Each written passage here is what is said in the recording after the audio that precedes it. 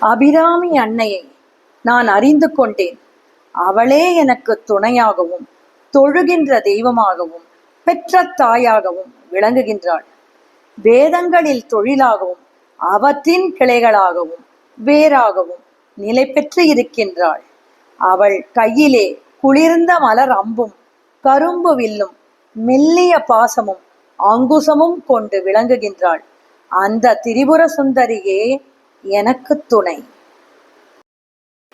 துணையும் தொழும் தெய்வமும் பெற்ற தாயும் சுருதிகளின் பனையும் கொழுந்தும் பதிக்கொண்ட வேரும் பனிமலர் பூங்கனையும் கருப்பு சிலையும் என் பாசாகுசமும் கையில் அணையும்